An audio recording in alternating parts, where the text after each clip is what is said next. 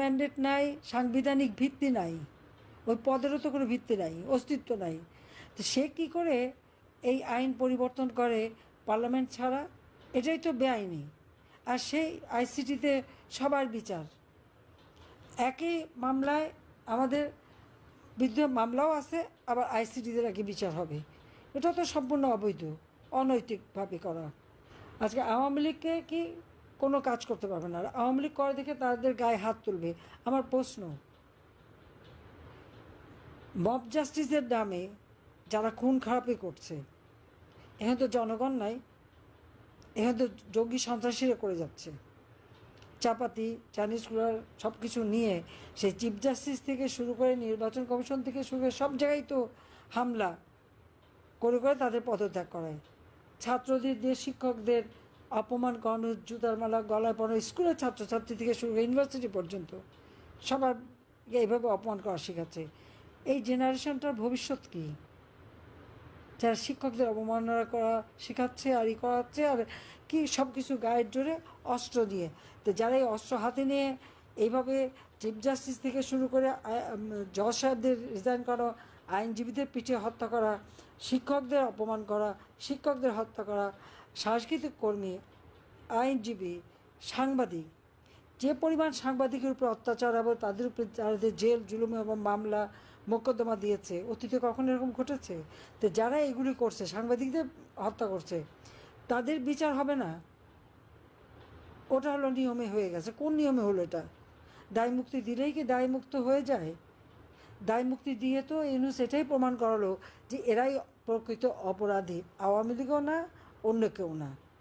কারণ তারাই তো এই অপকর্মগুলি করেছে বলেই এই মানুষ হত্যা হয়েছে, পুলিশ হত্যা হয়েছে, আইনজীবী হত্যা হয়েছে, সাংস্কৃতিক কর্মী হত্যা হয়েছে, সাংবাদিক হত্যা হয়েছে। আর মামলা সব আওয়ামী লীগের বিরুদ্ধে। কোনো আইনের শাসন নাই, বিচার পাওয়ার করার অধিকার নাই, আর অর্থনীতির অবস্থা তো একেবারেই ধস নেমে গেছে। শেয়ার মার্কেট থেকে তো অর্থ সব পাচার করে নিয়ে গেছে। আমাদের বিবেকবানরা কই? যারা সালমানের দোষ দিত, অমুকের দোষ দিত, তমুকের দোষ দিত, তাদের বিবেক চুপ কেন? কই তারা এখন কথা বলে না কেন? এত বড় বড় বিবেকবান সাংবাদিকরা, তাদের কোনো সমস্যা হয় নাই, তারা তো ভালোই আছে, যারা যে কয়জন ভালো থাকার। ডেইলি স্টার, প্রথম আলো থেকে শুরু করে বেশ কিছু তো বেশ দিব্যি চলছে, তাদের উপরে তো কোনো চাপ নাই। তো তারা এত বিবেকবান হয়ে এখন বিবেকে তালা দেওয়া কেন? আমার সেই প্রশ্ন। এখন তো তাদের মুখে কথা শুনি না। আওয়ামী লীগের আমলে একটু হলে তো পরে একেবারে গেল গেল গেল সব গেল, সবগুলো চিৎকার চোটে অস্থির। এখন তাদের বিবেকও বন্ধ। কোন দেশে বাস করি আমরা? কাদের জন্য কাজ করি? আবার দেখেন মমতাজ একজন গায়িকা, তার গান সারা বাংলাদেশ পছন্দ করে, তাকে গ্রেপ্তার করে কোর্টে নিয়ে কোর্টে আসবে, তাকে তার গায়ে হাত তোলে, তাকে চর থাপ্পড় মারে, তার মারে। কীরকম অসভ্যতা! একজন একজন মহিলা তো, আর তোদের ঘরে মা আছে, বউ আছে, মেয়ে আছে, তা এইভাবে একটা মেয়ের গায়ে হাত তোলে কীভাবে তারা? এখন মানবতাবোধ কোথায়? সে মানবাধিকার সংস্থাগুলি কোথায়? তাদের একটু বিবেক বায়না কোথায়? সেটা আমার প্রশ্ন। আওয়ামী লীগ অপরাধটা কী করেছে? আওয়ামী লীগ এদেশের মানুষের পেটে খাবারের নিশ্চয়তা দেয় নাই? দিয়েছে। আওয়ামী লীগ ঘরে ঘরে বিদ্যুৎ দিয়ে আলো জ্বালে নেই, আমরা আলো জ্বেলেছি। শিক্ষা, চিকিৎসা, মৌলিক অধিকার একে একে সবগুলো আমরা নিশ্চিত করেছিলাম। মানুষের জীবনে আমরা শান্তি নিরাপত্তা দিয়েছি। দিন রাত যখনই চলাফেরা করতো আমরা সেটা নিশ্চিত চলাফেরার ব্যবস্থা করে দিয়েছি। আজকে যতগুলো স্থাপনা আমরা করেছি, কাদের জন্য? সাধারণ মানুষ নিরাপদে চলতে পারে তার জন্যই তো। সে প্রথমে আগুন দিয়ে পোড়ালো, এখন আবার সেগুলি ব্যবহার করে। আমার করা কাজ যেগুলো এখন শেষ হয়েছে সেগুলো আবার উদ্বোধন করার সময় গাল ভরে কথা বলে যে তারা নাকি করে ফেলেছে, 6-7 মাসের মধ্যে মধ্যে সব করে ফেললো। এটা হয় কখনো? আজকে বাংলাদেশের বর্ডার কোথায়? মিয়ানমার বর্ডারে নিয়ন্ত্রণ হারিয়ে ফেলেছে। লজ্জা হয় না যে একটা দেশের স্বাধীনতার সার্বভৌমত্ব বিক্রি করে দেয় ক্ষমতায় থাকার জন্য? আজকে আমাদের দেশটা কোথায় নিয়ে যাচ্ছে? সারা দেশের মানুষকে কত বড় একটা বিপদের মুখে ফেলে দিয়েছে। আজকে যদি ওখানে মিয়ানমার গভর্নমেন্ট আক্রমণ করে, সেই আক্রমণের ধাক্কা তো বাংলাদেশে এসে পড়বে। মানুষের জীবনের নিরাপত্তা দেবে কীভাবে এই ডক্টর ইউনূস? ক্ষমতার লোভী সে আজকে বাংলাদেশের স্বাধীনতা সার্বভৌমত্ব ধুলা মিশিয়ে দিচ্ছে। কি মানবিক করিডর অমক সমক, তার আবার নতুন নামও বদলাচ্ছে। দরকারটা কি?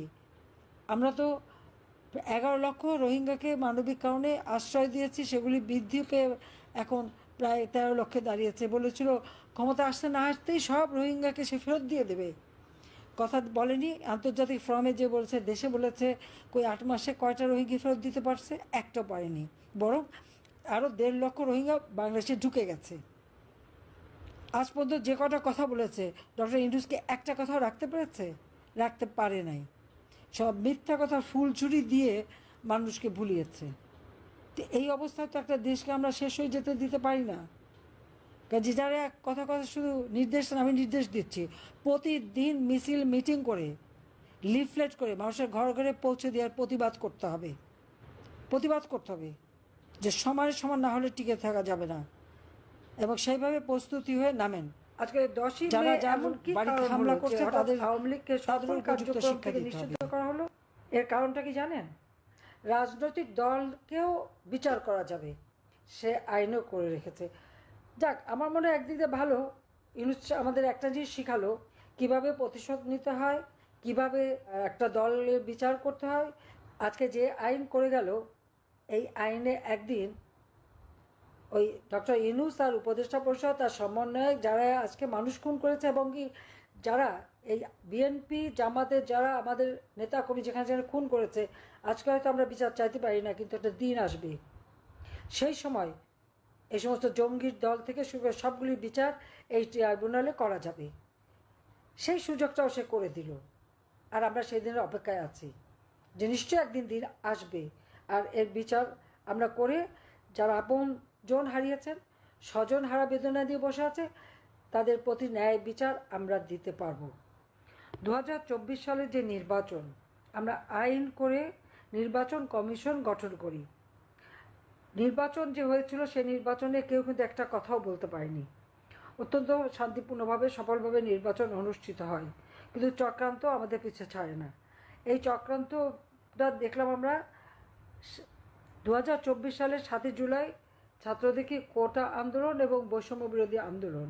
আসলে তখন কোনো কোটা ছিলই না, একটা মামলা হয়েছিল, যাক সেটাও সরকারের পক্ষ থেকে, কিন্তু আমরা সেই রায়টা, হাইকোর্টের রায়টা স্থগিত করে দিই, এবং কোটা কিন্তু থাকে না। কিন্তু তারপর আন্দোলন চলতে থাকে, আমরা কথা বলে সমস্ত দাবি মেনে নেওয়ার পরেও দেখা গেল যে তারা এক দফা দাবি, কিন্তু 7 জুলাই থেকে 14 জুলাই পর্যন্ত ছাত্রছাত্রীরা যখন আন্দোলন করে, পুলিশ কিন্তু তাদের কিছুই বলেনি। কিন্তু 15 জুলাই থেকে আমরা দেখি পুলিশ ফাঁড়িতে আগুন দেওয়া, আক্রমণ করা, অস্ত্র লুট করা, পুলিশ হত্যা করা, এমনকি পুলিশের লাশ জ্বালিয়ে দেওয়া, একেবারে ফাঁড়ির মধ্যে পুলিশকে পুড়িয়ে দেওয়া। ঢাকা শহর থেকে শুরু করে 460টা থানা আক্রমণ এবং জ্বালাও পোড়া করা হয়। মেট্রো রেলে আগুন দেওয়া হয়, সেই সাথে ব্যাংক, হাসপাতাল, সেতু ভবন, সড়ক ভবন, বিটিভি ভবন এবং দুর্যোগ ও ত্রাণ মন্ত্রণালয় ভবন, বিআরটিসি ভবন, আওয়ামী লীগ নেতা কর্মীদের উপর আক্রমণ, আওয়ামী লীগের সমস্ত অফিস, পার্টি অফিস, দলীয় অফিস, মুক্তিযুদ্ধ কমপ্লেক্স, সারা বাংলাদেশে জ্বালাও পোড়াও শুরু করে দেয়। এই একটা অবস্থার মধ্যে যখন 6 জন মারা গেল, আমরা কিন্তু সাথে সাথে জুডিশিয়াল এনকোয়ারি কমিটি করে দিলাম।